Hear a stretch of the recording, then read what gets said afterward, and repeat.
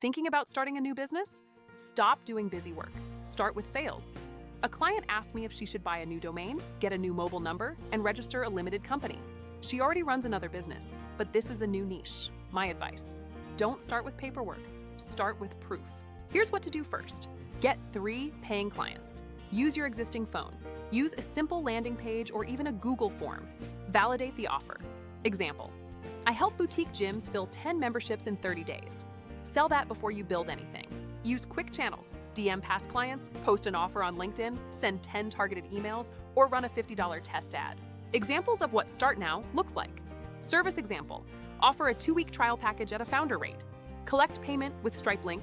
Deliver results. Ask for a testimonial.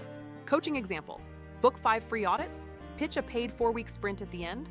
Track interest and close 2 to 3 clients. Local business example: use a simple Google site with a Calendly link. Print 20 flyers, post in local Facebook groups, message warm contacts. Once money comes in, then buy the domain and set up a proper site. Then get a separate business number. Then register the company and open a business bank account. Why? Busy work feels productive. Sales are proof. First make money, then spend money.